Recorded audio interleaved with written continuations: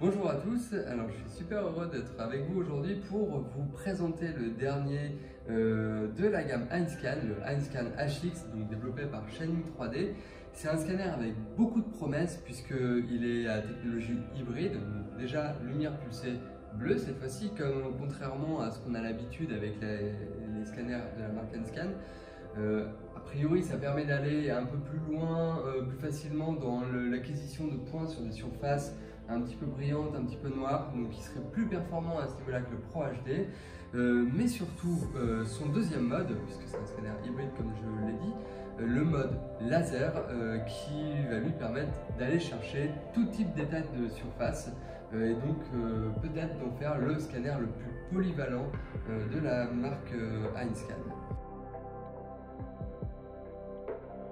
Pour le mettre à l'épreuve, on a sélectionné deux objets, donc à commencer par le fauteuil Secret Lab qu'on a ici, qui est noir avec des zones un petit peu brillantes, mais globalement c'est un objet très sombre qui absorbe beaucoup la lumière. Donc on va voir ce qu'est capable de faire la lumière bleue là-dessus sans l'ajout de matifiant. Notez d'ailleurs que ce scanner est déjà doté d'un capteur de couleur et que grâce à lui on va pouvoir s'aligner à la fois sur la texture mais aussi sur les éléments de géométrie de l'objet. Ça veut dire que ce fauteuil, je vais essayer d'en faire quelque chose de visuel avant tout pour pouvoir éventuellement l'intégrer sur un site internet avec une 3D qui est assez simplifiée mais une texture intéressante.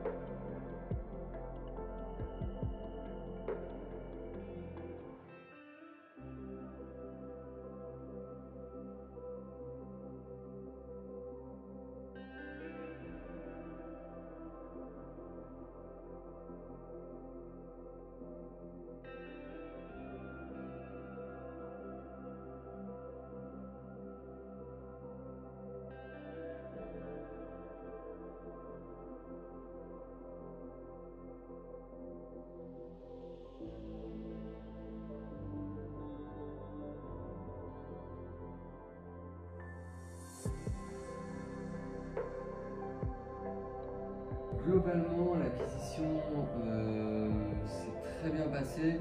Vraiment, c'était agréable à utiliser.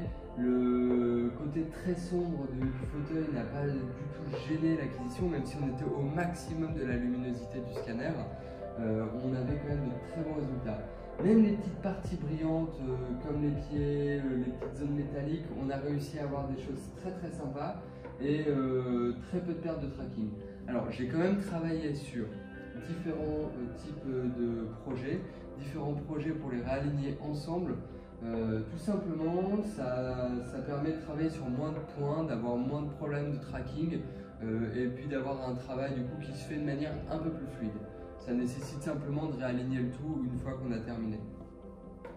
Mais globalement, c'est un mode vraiment excellent, j'ai beaucoup apprécié, un peu plus que le Pro HD d'ailleurs, puisque tout simplement c'est beaucoup plus fluide, on arrive à avoir plus facilement des résultats, et tout ça avec la même précision que le mode HD. C'est un scanner qui, comme le H, est assez silencieux. Le fait de pouvoir passer sur une technologie hybride, c'est vraiment intéressant puisque ça va permettre de couvrir un maximum de cas de figure. On va pouvoir à la fois aller chercher de la couleur, assez facilement si on a suffisamment d'éléments de géométrie reconnaissables par le scanner, et bien utiliser ni mire ni matifiant, donc ça c'est quand même un sacré avantage. Alors bien sûr, ce mode lumière pulsée qui va nous abstenir de l'utilisation des mires va être un petit peu moins performant sur l'acquisition d'objets brillants. En revanche, il est quand même un cran au-dessus encore que le Pro HD, et ça on apprécie beaucoup. Et enfin, cette bouilloire qui du coup a des surfaces assez réfléchissante, hein. Donc là on est sur un aluminium un peu brossé, des surfaces noires mat également, donc on va voir si le contraste est apprécié par ce scanner. Voilà, pas mal de petits recoins aussi. Bien sûr, j'ai disposé des mires sur cet objet, tout simplement puisque le mode laser, comme tous les scanners du marché, ne fonctionne qu'avec l'ajout de mires sur le modèle. En effet, c'est ça qui va constituer les points de repère qu'on va pouvoir utiliser de manière à avoir un tracking correct et une position des points dans l'espace qui sera cohérente. C'est un mode qui est vraiment agréable à utiliser lorsque l'on est sur des produits qu'on ne souhaite pas matifier. Ça nécessite l'usage de mires, des mires qu'on a la possibilité d'espacer un peu. Là, je pense que j'en ai mis un petit peu trop sur cette bouilloire. Moins de mires, ça aurait été largement suffisant parce que le tracking s'est correctement passé et c'est assez incroyable de voir à quel point l'acquisition se fait facilement.